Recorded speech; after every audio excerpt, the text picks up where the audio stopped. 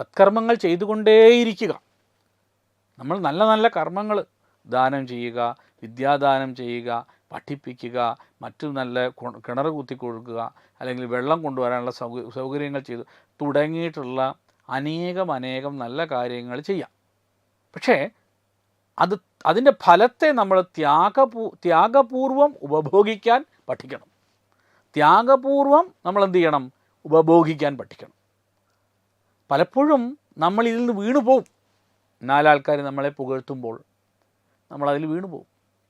അതുപോലെ തന്നെ നമ്മളൊരു പുതിയ കാറിൻ്റെ പരസ്യം കാണുമ്പോൾ, ഒരു മൊബൈൽ ഫോണിൻ്റെ പരസ്യം കാണുമ്പോൾ, അല്ലെങ്കിൽ ഭൗതികമായ നമ്മുടെ ചുറ്റുമുള്ള നമ്മളെ അറ്റൻഷൻ സീക്ക് ചെയ്യുന്ന ഒരുപാട് കാര്യങ്ങൾ നമുക്ക് ചുറ്റുമുണ്ട്, സോഷ്യൽ മീഡിയയിലൂടെ ഒക്കെ വരുന്നുണ്ട്.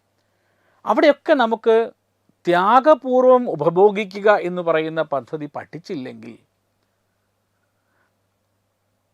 നമുക്ക് വരാവുന്ന ദോഷം എന്ന് പറയുന്നത് ഭൗതിക പുരോഗതിക്ക് പിറകെ ഭ്രാന്തെടുത്ത് ഓടുന്ന ഒരവസ്ഥ ഉണ്ടാകും എന്നുള്ളതാണ്.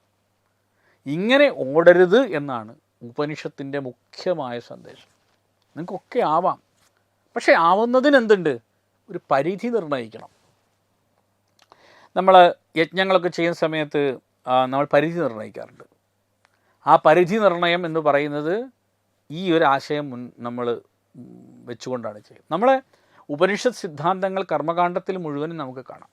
കർമ്മകാണ്ഡത്തിൽ മുഴുവൻ ഉപനിഷത്ത് സിദ്ധാന്തങ്ങളും കാണാൻ പറ്റും. നമ്മൾ ഈ കർമ്മകാണ്ഡവും അതുപോലെ തന്നെ ജ്ഞാനകാണ്ഡവും തമ്മിൽ വലിയ ഒരു അന്തരമൊന്നുമില്ല. അത് പരസ്പര പൂരകങ്ങളായിട്ട് നമ്മൾ കാണുന്നതാണ് ഭംഗി.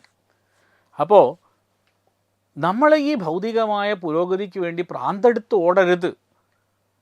നമ്മൾ ഒരു മാസം ഒരു ഫോൺ ഉപയോഗിക്കുന്നു, അടുത്ത മാസം വേറൊരു ഫോൺ ഉപയോഗിക്കുന്നു. അങ്ങനെ പോകുമ്പോൾ നമ്മളത് ഉപഭോഗത്തിന് വേണ്ടിയാണ് ഓട്ടം. അതെവിടെയും എത്തില്ല. Brought you by Kerala AIDS control society. HIV എയ്ഡ്സ് സംബന്ധമായ സംശയങ്ങൾക്ക് 1097 എന്ന 24 മണിക്കൂറും പ്രവർത്തിക്കുന്ന ടോൾ ഫ്രീ നമ്പറിലേക്ക് വിളിക്കുക. വാട്സാപ്പിലും ഫേസ്ബുക്കിലും ഒക്കെ സ്റ്റാറ്റസ് അപ്ഡേറ്റ് ചെയ്യാറുണ്ടല്ലോ. HIV സ്റ്റാറ്റസോ HIV പിടിപെടാനുള്ള സാഹചര്യങ്ങളിൽ കൂടി അറിഞ്ഞോ അറിയാതെയോ കടന്നു പോയിട്ടുണ്ടാവാം. എന്ത് തന്നെയായാലും മുൻകൂട്ടി പരിശോധിച്ച് HIV സ്റ്റാറ്റസ് അറിയൂ.